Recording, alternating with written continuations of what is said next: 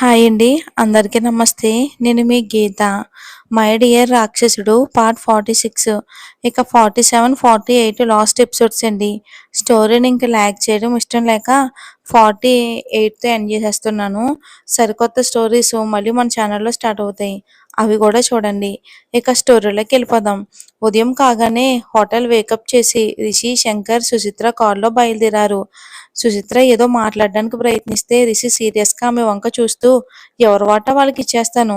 అసలు ఎవరూ తొందరపడొద్దు అని అన్నాడు సీరియస్‌గా రిషి.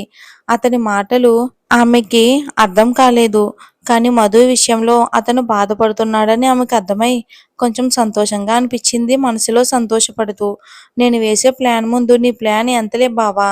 చూస్తావుగా నిన్ను ఆ మధుని ఎలా విడగొడతానో, మీ ఇద్దరిని ఎలా వేరు చేస్తానో అని ముందుకు తిరిగి డ్రైవింగ్ మీద కాన్సంట్రేషన్ చేసింది. రిషి ఆ కారులో కూర్చున్నాడనే కానీ రిషికి అంతకంటే తొందరగా వెళ్ళిపోతే బాగున్ను అనిపిస్తుంది మనసులో. మధుకి ఫోన్ చేసింది సుధా. అప్పటికి మధు ఇంకా పడుకునే ఉంది. హలో మధు, నీకో గుడ్ న్యూస్. రిషి వచ్చేస్తున్నాడు. మధ్యాహ్నానికల్లా మన ఊర్లో ఉంటాడు. నాకు ఇప్పుడే తెలిసింది. వెంటనే నీకే ఫోన్ చేసి చెప్తున్నాను మధు అని అంది వసుధ. నిజమా అమ్మ మీరు చెప్తుంది? నాకు చాలా సంతోషంగా ఉంది. మీరు చెప్పేది నిజమే కదా? మీరు చెప్తుంటే నాకు కాళ్ళు చేతులు ఆడడం లేదు. ఎన్ని రోజుల నుంచి ఎదురు చూస్తున్నాను తన కోసం. తను వచ్చేస్తున్నాడు అని సంతోషంగా చెప్పి ఫోన్ పెట్టేసి గబగబా ఫ్రెష్ అవ్వడానికి వెళ్ళిపోయింది మధు. మధు చాలా ఆనందంగా తలారా స్నానం చేసి రిషికి ఇష్టమైన చీర కట్టుకుంది మధు. అతనికి ఇష్టమైన వంటలన్నీ చేసి రెడీగా ఉంచింది. మధు చేసే హడావిడి చూస్తూ వాళ్ళ అమ్మ నాన్న ఇద్దరూ నవ్వుకున్నారు. మధు అతనికి ఇక్కడికే వస్తాడని నీకెలా తెలుసు? ముందు వాళ్ళింటికి కదా వెళ్తాడు అని అంది వాళ్ళమ్మ. లేదమ్మా, ఇన్ని రోజులు నన్ను చూడకుండా ఉండటం అతనికి చాలా కష్టంగా ఉంటుంది. నేను కూడా తన గురించి ఎదురు చూస్తానని తనకు తెలుసు కాబట్టి ముందు ఖచ్చితంగా నా దగ్గరికే వస్తాడు. చూస్తూ ఉండు అని అంది మధు సంతోషంగా. ఇక మధు పనులన్నీ అయిపోయిన తర్వాత మధు బయటకొచ్చి అతని కోసం ఎదురు చూస్తూ ఉంది. ఏ బండి సౌండ్ వచ్చినా సరే బయటికి వెళ్ళి చూడటం, మళ్ళీ లోపలికి రావడం. తన ఆతృత చూసిన వాళ్ళ అమ్మ నాన్న ఇద్దరు ఒకరి మొక్కలు ఒకరు చూసుకుని నవ్వుకున్నారు. ఇంత సంతోషంగా రిషి కోసం ఎదురు చూస్తున్న మధుకు రిషి నుంచి ఎటువంటి బహుమతి లభిస్తుందో మరి. పాపం మధు. ఆల్రెడీ సుచిత్ర అంటించాల్సిన నిప్పంతా అంటించింది కదా రిషికి డాక్టర్ శంకర్తో. మరి రిషి మధు దగ్గరకు వస్తాడా అనేది చూద్దాం. ఇక వాళ్ళ కారు హైదరాబాదులో ఎంటర్ అయ్యింది. రిషి శంకర్ ఫోన్ తీసుకుని ఒక కార్ని తెప్పించుకున్నాడు. వాళ్ళిద్దరికి ఇంటికి వెళ్ళిపోమని చెప్పాడు.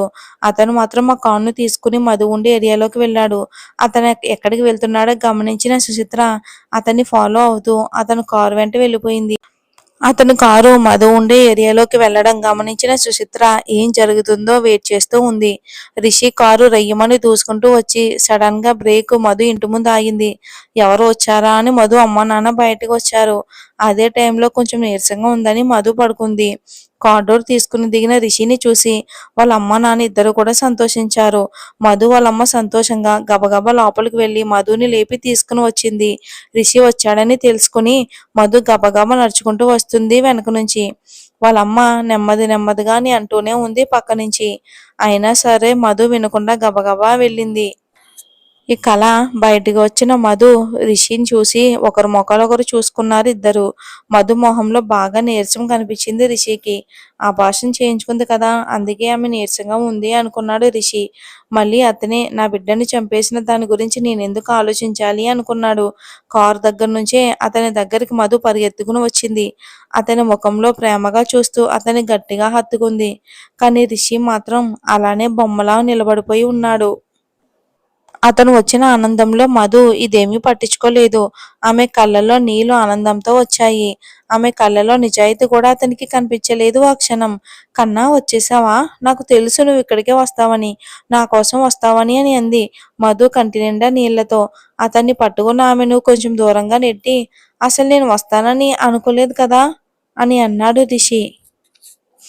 అతను ఏం మాట్లాడుతున్నాడో అర్థం కాక ఆశ్చర్యంగా అర్థం కానట్లు అతని వంక చూసింది. మధు ఏమీ తెలియనట్టు ఎందుకలా మొహం పెడుతున్నావు అని అడిగాడు రిషి మధుని. కన్నా ఏం మాట్లాడుతున్నావు నువ్వు అని అంది మధు. మాట్లాడడం కాదు, నిన్ను చూస్తేనే నాకు అసహ్యంగా ఉంది అని అన్నాడు రిషి కోపంగా. అతని తీరుకి ఆమె ఆశ్చర్యంగా చూస్తూ ఉండిపోయింది అతని వంక. అసలు మధుకి రిషి ఎందుకు అలా మాట్లాడుతున్నాడో కూడా అర్థం కాలేదు. ఏమైంది, నేనేం చేశాను అని ఇలా మాట్లాడుతున్నావు అని అంది మధు బాధగా. అతని నుంచి ద్వేషం తట్టుకోలేకపోతుంది మధు. మీ ఆడవాళ్ళంతా ఇంతే కదా, కబుర్లు చెప్తావు, అంత ప్రేమ ఉందని చెప్పావు. నేను ఒక 15 రోజులు నెల రోజులు కనిపించకపోతే ఇంక రాను అనుకున్నావా? ఇక కొన్ని రోజులు ఎదురు చూడలేకపోయావా నా కోసం? అయినా మంచిదైందిలే, నువ్వేంటో నువ్వెలాంటి దానివో ఇప్పుడు బయటపడింది అని అన్నాడు రిషి మధు వంక అసహ్యంగా చూస్తూ. అసలు మధుకి రిషి మాటలు వింటుంటే బాధ అనిపించింది. ముందు నువ్వేమంటున్నావో అది చెప్పు. నేనేం చేశాను కన్నా, ఎందుకు ఇలా మాట్లాడుతున్నావు? నీకోసం ఎంతగా ఎదురు చూశానో నాకు మాత్రమే తెలుసు. నువ్వు వస్తావని, మనం ఎప్పుడు ఎలా సంతోషంగా ఉంటామని నేను ఎంతగానో ఎదురు చూశాను అని అంది ఏడుస్తూ.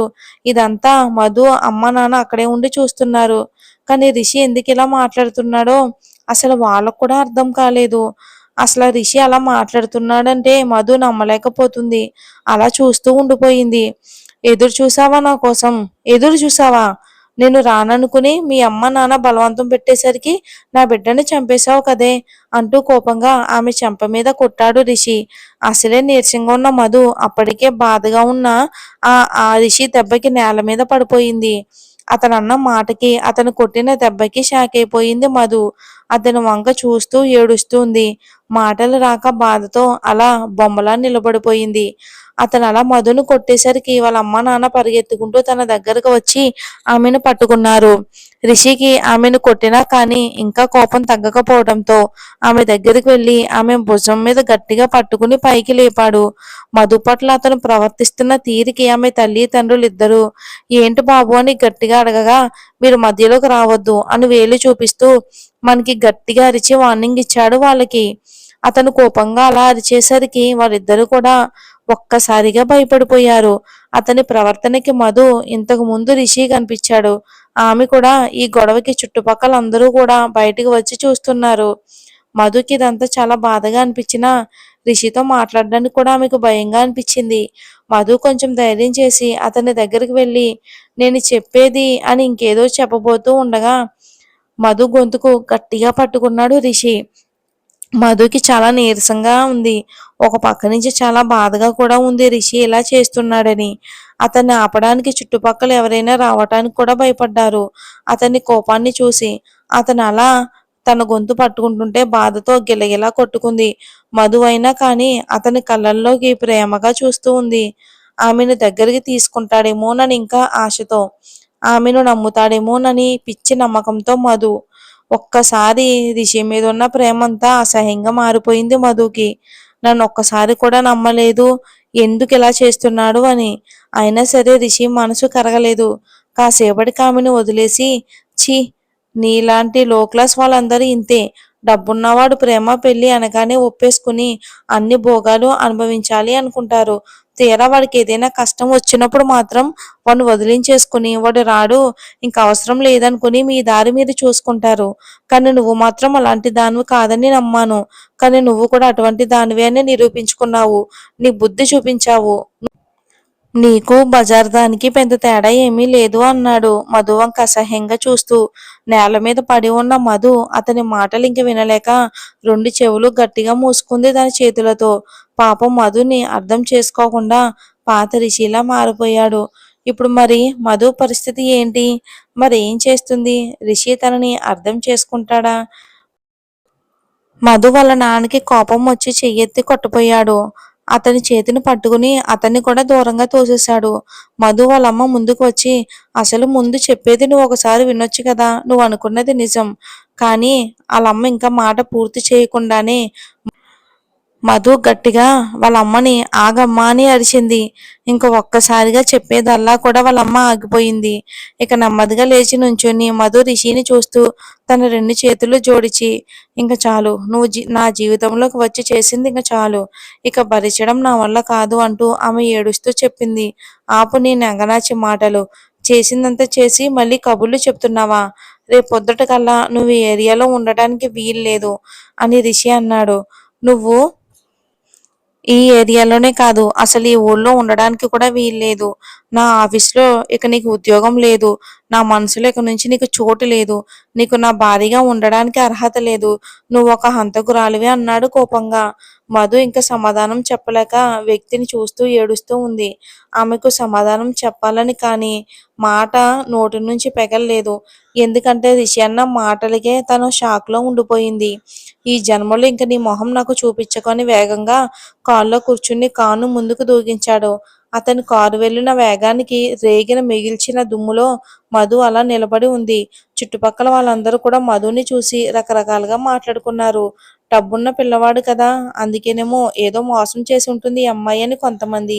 ఈ అబ్బాయితో తిరిగి కడుపు తెచ్చుకుని అవసరం తీరాక డబ్బు తీసుకుని వదిలించుకుని ఉంటుందని మరి కొంతమంది కాకుల్లా పొడుచుకుని తింటున్నారు మధుని. ఇంకిలాంటి ఆడవాళ్ళని ఎంతమందిని చూడలేదు అని కొంతమంది. ఆమె మొహం మీదే మాట్లాడుకుంటూ ఎవరి పనుల్లోకి వాళ్ళు వెళ్ళిపోయారు. అన్నీ వింటున్న మధు మనసుకి ఇంకా ముక్కలైపోయి ఆమె కళ్ళలో నుంచి కన్నీళ్ళు ఆగడం లేదు. అలా జలపాతంలా వస్తూనే ఉన్నాయి. రిషి అన్న ఒక్కొక్క మాట ఆమె గుండెల్లో తూట్లు పొడుస్తూ ఉంది. ఎవరు ఎన్ని అన్నా బాధపడి మాత్రం ఊరుకుంది కానీ తన సర్వస్వం అనుకున్న రిషి ఆమెను అపార్థం చేసుకోవటం, ఆమెనన్న మాటలు అనడం ఆమె అస్సలు తట్టుకోలేకపోతుంది మధు. ఇక మధు తల్లి ఆమె దగ్గరకు వచ్చి లోపలికి తీసుకుని వస్తుంది నెమ్మదిగా. ఒక ప్రాణం లేని బొమ్మలా అలా నడుచుకుంటూ ఇంట్లోకి వచ్చింది మధు. ఆమె తల్లి వెంట ఆమె గదిలోకి వెళ్ళి తలుపులు వేసుకుంది. ఆమె అలా తలుపులు వేసుకోవడం చూసిన అమ్మ నాన్న ఇద్దరు కూడా భయపడిపోయారు. ఆమె ఏదైనా అఘాయిత్యం చేసుకుంటుందేమోనని తలుపులు బాదుతూ ఉన్నారు ఆమె రూమ్ దగ్గరకు వచ్చి. అయినా సరే తలుపు తీయలేదు మధు. మధు మధు తీయమని వాళ్ళ అమ్మ నాన్న బాధపడుతూ ఉన్నారు. వాళ్ళ నాన్న ఇంకా గట్టిగా తలుపులు తోసుకుని వెళ్ళేసరికి ఆమె నేల మీద కూర్చుని మోకాళ్ళ మధ్యలో తల పెట్టుకుని ఏడుస్తుంది. ఆమెను అలా చూసిన తల్లి తండ్రుల మనసు ద్రవించింది. కాసేపు ఆమెను అలాగే వదిలేద్దామని వీళ్ళిద్దరూ నెమ్మదిగా బయటికి వచ్చారు. రిషి వెనకాల వచ్చిన సుచిత్ర జరిగిందంతా చూసి వెనక నుంచి చాలా సంతోషపడింది. తన ఆనందానికి మాత్రం హద్దులు లేకుండా పోయాయి. ఇద్దరిని ఎలా విడదీయాలని అనుకుందో అలానే విడదీసింది. ఇంకా ఆమె తక్షణ కర్తవ్యం రిషిని పెళ్లి చేసుకోవడమే. అది జన్మలో జరగదని దానికి మాత్రం తెలియడం లేదు. సుచిత్ర ఆమె మనసులో అనుకుంది. సుచి, నువ్వు ఎంతైనా గ్రేట్ అసలు. నీ ప్లానింగ్, నీ విజన్, అసలు ఎలాంటి సైకో ఆలోచనలు నీకు ఎలా వచ్చాయే? కానీ ఎంతైనా మనం అనుకున్న పని జరిగింది. అది చాలు. లేకపోతే పక్కపక్కనే ఉండి పెళ్లి చేసుకుని కూడా ఎవరో బయట వాళ్ళు అన్నట్టు నా దగ్గర నాటకాలు ఆడతారా? కాలేజీలో ఆ అవనిని చంపేశాను చూడు, దీన్ని కూడా అలానే ఏదోటి చెయ్యాలి. ఈ మధుని ప్రాణం లేని శవంలా మార్చాలి బతుకున్నా సరే. ఆ అవనిని చంపునట్టు మళ్ళీ దీన్ని చంపితే మళ్ళీ బావ దాని ఆలోచనలతోనే ఉంటాడు. అందుకని దీని మీద ప్రేమని అతని మనసులో చంపితే ఇంక బావ నా సొంతం అనుకుంది మనసులో తను. అదంతా చూసిన ఆనందంతో కారులో తన ఇంటికి వెళ్ళిపోయింది సుచిత్ర. మరి వసుధ ఇంటికి వెళ్ళిన తర్వాత రిషితో చెప్తుందా? మరి మధుని అపార్థం చేసుకున్నాడు కదా రిషి. మధు రిషిని క్షమిస్తుందా చూద్దాం. మధు దగ్గర నుంచి వచ్చేసిన రిషి ఒక ఖాళీ గ్రౌండ్ దగ్గర ఆపాడు. స్టీరింగ్ మీద గట్టిగా కొడుతూ మధుని గుర్తు చేసుకున్నాడు. అతని మొహం అంతా కోపంతో ఎర్రగా అయిపోయింది. అతని దవడలు మాటి మాటికి బిగుసుకున్నాయి. తన తల్లి కూడా తనని ఇలాగే వదిలేసింది. ఇప్పుడు మధు తన బిడ్డని చంపేసింది. కోపంలో ఉన్న అతను విజ్ఞాతను మర్చిపోయాడు. ఆమె అన్ని మాటలు అన్నా కూడా అతనికి ఇంకా కోపం పోలేదు. అక్కడి నుంచి వచ్చాక సమస్యలన్నీ పోయి ఇద్దరు ఎంతో సంతోషంగా ఉందామనుకున్న టైంలో మధు ఇలా చేసింది. అంటే అతని మనసు ఎందుకో చాలా మెలిపెట్టినట్టు అయ్యింది. ఒక 15 రోజులు నా కోసం ఎదురు చూడలేకపోయింది. వాళ్ళ అమ్మ నాన్న చెప్పారని చెప్పి లేదా సమాజం కోసమని భయపడి నా బిడ్డని చంపేసింది. ఆ మాత్రం తనకు కూడా తల్లి ప్రేమ లేదా అనుకున్నాడు కసిగా రిషి. మధు అమ్మా నాన్న హాల్లో కూర్చుని భయపడుతూ ఉన్నారు. అది లోపలికి వెళ్ళి గంట అయ్యింది ఇంకా బయటికి రాలేదు అని. అసలు అసలు ఏమైందో వాళ్ళిద్దరికీ కూడా అర్థం కాలేదు. ఏం మాట్లాడుతున్నారు అల్లుడు గారు? నీ గురించి నిజం తెలుసుకుని మళ్ళీ నీ కోసం వస్తారు చూడు. ఇప్పుడు నువ్వు మామూలు మనిషివి కూడా కాదు కదమ్మా. ఇలాంటి నిర్ణయం తీసుకోకు తల్లి అని అంది వాళ్ళమ్మ. అతను తిరిగి వచ్చినా నాకు మాత్రం వద్దు. ఇదే నా ఆఖరి మాట. ఇదే నా అసలు మాట. అందరూ సామానాలు సర్దండి. మీ బట్టలు కూడా సర్దుకోండి అని చెప్పేసి మధు ఆమె గదిలోకి వెళ్ళిపోయింది. మరి మధు ఏం చేయబోతుంది అనేది చూద్దాం. మళ్ళీ రిషిని కలుస్తుందా? ఆమె ఎలా అనేసరికి వాళ్ళిద్దరికీ ఏమీ అర్థం కాలేదు. కాసేపటికి మధు బయటికి వచ్చింది. ఆమె బాగా ఏడవడం వలన కళ్ళు ఉబ్బి ఉన్నాయి. కానీ ఇప్పుడు ఆమె ఏడవడం లేదు. ఆమె ముఖంలో ఏదో తెలియని స్థిరత్వం కనిపించింది. ఇదివరకు బేలతనం, అమాయకత్వం ఆమెలో ఇప్పుడు లేదు. ఇంకా అందరూ ఆమె వంక చూశారు. వాళ్ళ దగ్గరికి వచ్చింది మధు. చిన్ని వచ్చాక మనందరం ఈ ఊరు వదిలి వెళ్ళిపోతున్నాం అని చెప్పేసింది ఖచ్చితంగా మధు. ఎక్కడికి వెళ్తుంది ఏంటి అనేది రిషికి కూడా తెలీదు. ఇక ఇక మధు ఊరు వెళ్ళిపోదాం అనేసరికి మధు వాళ్ళ అమ్మ నాన్నకి కూడా ఏమీ అర్థం కాలేదు. ఇప్పటికిప్పుడు ఊరు వెళ్ళిపోదాం అంటే ఎక్కడికి వెళ్దాం మధు? అయినా నువ్వు మామూలు మనిషివి కూడా కాదు, గర్భవతి. ఈ టైంలో ఎక్కడికి వెళ్తాం అని అంది వాళ్ళమ్మ. మరి మధు ఏం చేయబోతుంది అనేది వచ్చే భాగంలో చూద్దాం.